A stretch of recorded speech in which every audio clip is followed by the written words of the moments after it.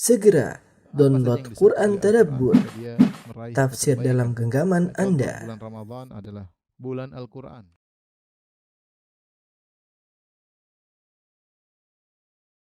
إن الحمد لله نحمده ونستعينه ونستغفره ونتوب إليه ونعوذ بالله من شرور أنفسنا وسيئات أعمالنا من يهده الله فلا مضل له ومن يضلل فلا هادي له وأشهد أن لا إله إلا الله وحده لا شريك له وأشهد أن محمدا عبده ورسوله لا نبي بعده يا أيها الذين آمنوا اتقوا الله حق تقاته ولا تموتن إلا وأنتم مسلمون فإن أصدق الحديث كتاب الله وخير الهدى هدى محمد صلى الله عليه وسلم وشر الأمور محدثاتها وكل محدثة بدعة وكل بدعة ضلالة وكل ضلالة في النار.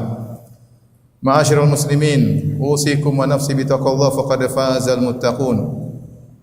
Rasulullah SAW pernah mengabarkan tentang orang yang salat tetapi pahala salatnya tercuri. Rasulullah SAW bersabda ketika ditanya oleh Aisyah radhiyallahu taala anha, "Sa'altu Rasulullah sallallahu alaihi wasallam anil iltifati fi salat." Aku bertanya kepada Nabi sallallahu alaihi wasallam tentang orang yang menoleh ketika salat. Kata Nabi sallallahu alaihi wasallam, "Huwa ikhtilasun yakhtalisuhu syaitan min salatil abdi." Itu adalah curian dengan cepat atau copet yang dilakukan oleh syaitan dari pahala salat seorang hamba. Nabi mengabarkan bahwasanya pahala salat seorang dicopet oleh syaitan dengan cepat. Ikhtilas itu mengambil dengan cepat. Kemudian Rasulullah SAW juga pernah mengabarkan bahwasanya pencurian tersebut terkadang terjadi dari diri sendiri, faktor internal. Kata Nabi SAW, "Aswa'un nasi sariqatan alladhi yasriqu salatahu." Orang yang paling buruk, pencuri yang paling buruk adalah yang mencuri salatnya. Qalu, "Kaifa yasriqu salatahu?" Para sahabat bertanya, "Ya Rasulullah, bagaimana dia mencuri salatnya?" Kata Nabi SAW, "La yutimmu ruku'aha wa la sujudaha." Dia salat namun dia tidak menyempurnakan rukuknya dan dia tidak menyempurnakan sujudnya. Yaitu dia salat dengan cepat, tidak tumaninah sehingga pahala salatnya tercuri.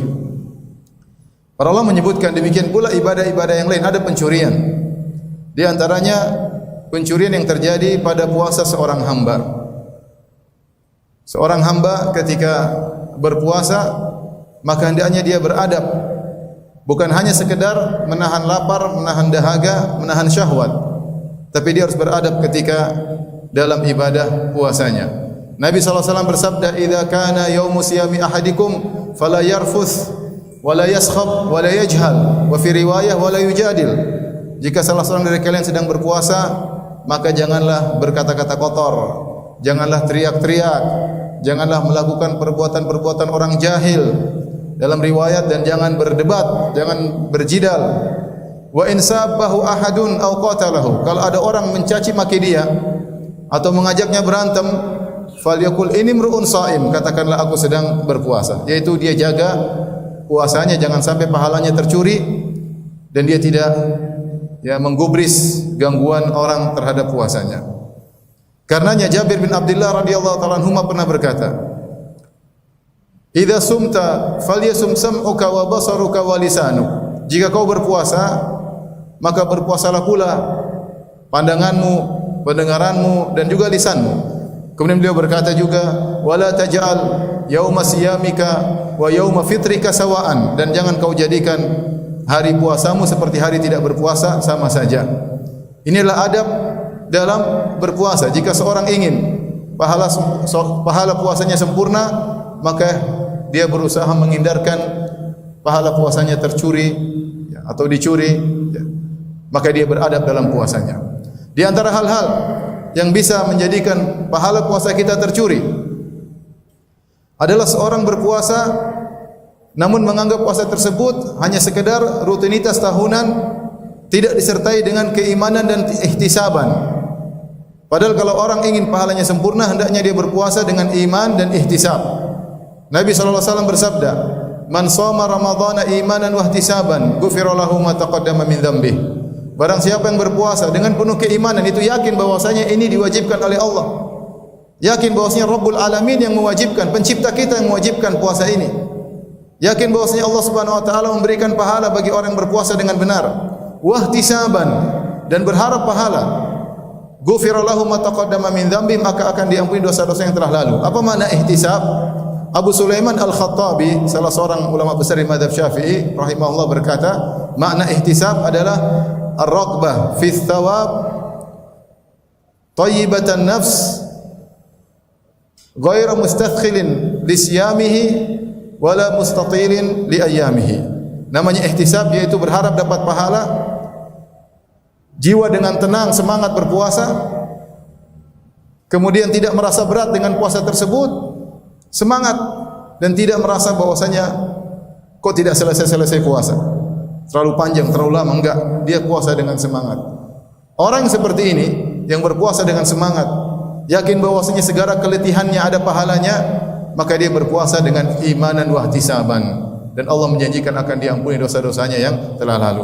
Maka jangan sampai pahala puasa kita tercuri tatkala kita hanya berpuasa seperti rutinitas harian, merasa berat, merasa sulit, ya, jengkel dengan puasa, hanya sekedar rutinitas tahunan, maka pahalanya berbeda dengan orang yang berpuasa dengan ihtisab. Kemudian di antara hal yang bisa mencuri pahala puasa kita adalah perbuatan-perbuatan maksiat.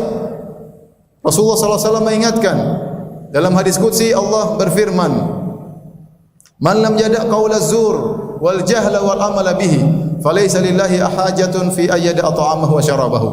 Barang siapa yang ketika berpuasa tidak meninggalkan perkataan dusta, tidak meninggalkan kemaksiatan, maka Allah tidak butuh dengan laparnya dan dahaganya. Dia puasa, namun pahalanya habis, tercuri. Dia dusta, lakukan kemaksiatan, dia tidak jaga pandangannya, dia tidak jaga pendengarannya.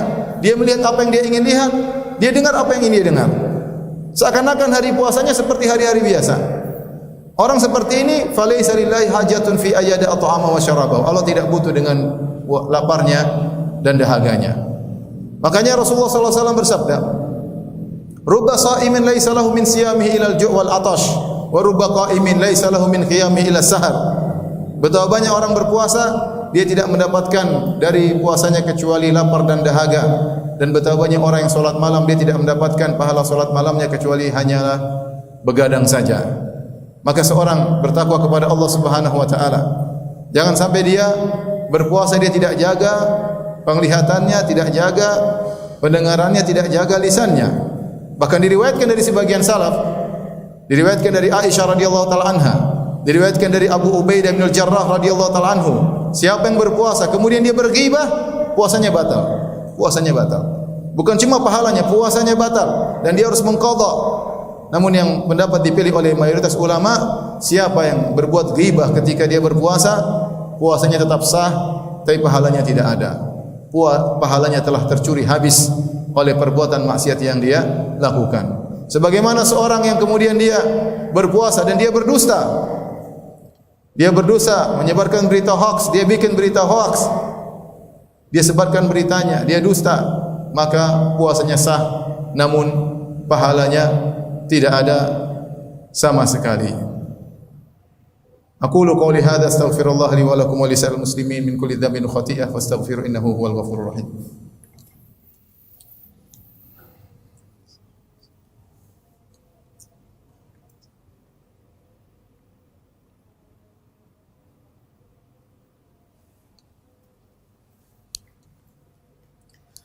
Alhamdulillahi ala ihsani wa syukru lahu ala taufiqihi wa amtinani wa asyhadu an la ilaha illallah wahdahu la syarika lahu ta'ziman li sya'nihi wa asyhadu anna Muhammadan abduhu wa rasuluhu da'ila ridwanihi. Allahumma salli alaihi wa ala alihi wa ashabihi wa ikhwanihi. Ma'asyiral muslimin rahimakumullah. Sungguh di antara pencuri yang paling berbahaya yang mencuri pahala puasa kita adalah internet dan medsos. Seorang waspada dengan gadget yang dia bawa kemana-mana. Sungguhnya jika orang tidak waspada, maka dia akan melihat banyak aurat yang terbuka. Padahal Allah Subhanahu wa taala telah berfirman, "Qul lil mu'minina yaghuddu min absarihim wa yahfadhu furujahum." Katakanlah kepada lelaki beriman, yang beriman, Allah serukan kepada orang yang beriman. Yaghuddu min absarihim, hendaknya mereka menundukkan pandangan mereka.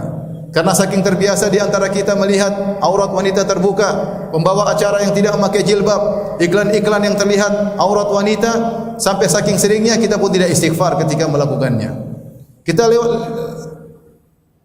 Gambar-gambar, foto-foto, video-video lewat di hadapan mata kita tanpa lisan kita mengucapkan astaghfirullah sama sekali. Seakan-akan itu bukan dosa.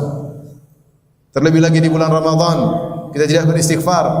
Pahala puasa kita dicuri dan dicuri. Belum lagi kita mendengar berita-berita ghibah, namimah, pertengkaran di medsos, menuduh satu dengan yang lainnya, mencaci maki satu dengan yang lainnya, dan kita asyik mendengarkannya. Kita menikmati tontonan tersebut. Itu adalah ghibah dan namimah. Dan para ulama mengatakan bahwasanya orang yang melakukan ghibah hukumnya sama dengan orang yang mendengarkan ghibah dan menikmatinya. Sama-sama mendapatkan dosa. Maka seorang waspada. Jangan sampai lapar dan dahaganya pergi begitu saja sia-sia tanpa ada manfaatnya. Sungguhnya ibadah puasa sangat besar. Saking besarnya sampai Nabi SAW mengatakan dalam hadits qudsi, Allah berkata, kullu amal ibni Adam lahu illa siyam. Sungguhnya amalan anak Adam adalah untuk dia kecuali puasa. Fa innahu li, puasa adalah untukku. Yadha'u ta'amahu wa syarabahu wa syahwatahu min ajli. Dia telah meninggalkan makanannya, minumannya dan syahwatnya karena aku. Kenapa Allah mengatakan fa innahu li, sungguhnya puasa adalah untukku, wa ana ajzi bih, dan aku akan beri balasannya. Al-Hafidz Ibnu Hajar rahimahullah menyebutkan 8 pendapat dalam Fathul Bari. Di antaranya 2 pendapat yang menarik. Beliau berkata, karena pahala puasa sangat besar, tanpa batas. Sebagaimana Allah berfirman, innama yuwaffas sabiruna ajrahum bighairi hisab. Sungguhnya orang-orang yang sabar pahalanya dipenuhi tanpa ada batasan. Dan orang yang berpuasa terkumpul padanya 3 kesabaran. Sabar itu ada 3. Sabar menjalankan ketaatan, sabar meninggalkan kemaksiatan, dan sabar menjalani penderitaan. Dan dalam puasa, orang berpuasa menjalani 3 kesabaran ini. Dia sabar dalam jalan ketaatan. Di tengah-tengah puasanya tetap salat 5 waktu. Di tengah-tengah puasanya tetap baca Quran. Di tengah-tengah puasanya tetap berbakti kepada orang tua, menjalankan banyak ketaatan dalam kondisi mungkin tubuhnya lemah. Dan dia bersabar meninggalkan kemaksiatan. Dia bisa melihat apa saja yang dia lihat. Dia bisa mendengar apa yang dia bisa dengar. Banyak kelezatan, banyak kenikmatan melalui penglihatan dan pendengaran, tapi dia tinggalkan, dia tidak mau. Kemudian dia juga sabar atas penderitaan. Lapar dan dahaga adalah bentuk penderitaan, dan dia sabar akan hal tersebut. Maka orang berpuasa pahalanya tanpa batas. Makanya Allah mengkhususkan pahala untuknya. Di antara tafsiran juga, kenapa Allah mengkhususkan pahala untuk puasa? Karena puasa adalah ibadah yang paling ikhlas, terutama puasa sunnah. Kalau ibadah-ibadah yang lain, orang bisa lihat, seorang salat ada gerakannya, seorang sedekah ada gerakannya, seorang haji atau umrah akan terlihat dia memakai kain ihram. Tapi orang berpuasa, orang tidak tahu kecuali dia ceritakan. Kalau dia tidak ceritakan, maka tidak ada yang tahu, dan semakin ibadah tidak ada yang tahu, semakin dicintai oleh Allah Subhanahu wa taala. Maka puasa sangat dicintai oleh Allah Subhanahu wa taala. Karenanya ma'asyiral muslimin, waspada, jangan sampai pahala puasa kita tercuri. Hati-hati menggunakan medsos. Mulai latih diri kita sejak sekarang. Kalau kita lihat perempuan tidak menutup auratnya, jangan ragu-ragu untuk ucapkan astaghfirullah. Rabbi ghfirli wa atubu ilaik. Jangan ragu-ragu. Ketika di medsos, ketika di jalan, jangan segan-segan ucapkan astaghfirullah agar kita terbiasa minta ampun kepada Allah. Terlalu banyak dosa-dosa yang kita lupa dengan dosa-dosa tersebut. Terlalu banyak dosa-dosa yang kita lupa untuk mohon ampun darinya. Inna Allaha malaikatahu yusalluna 'alan nabi ya ayyuhalladzina amanu sallu 'alaihi wa sallimu taslima. Allahumma salli 'ala Muhammad wa 'ala ali Muhammad kama sallaita 'ala Ibrahim wa 'ala ali Ibrahim innaka Hamidum Majid, wa barik 'ala Muhammad wa 'ala ali Muhammad kama barakta 'ala Ibrahim wa 'ala ali Ibrahim innaka Hamidum Majid. Allahumma ighfir lil muslimina wal muslimat wal mu'minina wal mu'minat al ahya'i minhum wal amwat innaka sami'un qaribun mujibud da'wat wa ya qadhiyal hajat. Allahumma taqabbal minna siyamana, Allahumma taqabbal minna siyamana wa ruku'ana wa sujudana wa tilawatana. Allahumma taqabbal minna innaka antas sami'ul alim wa tub 'alaina innaka antat tawwabur rahim. Rabbana zalamna anfusana wa illam taghfir lana wa tarhamna lanakunanna minal khasirin. Rabbana atina fid dunya hasanah wa fil akhirati hasanah wa qina adzabannar. Wa aqimus salah.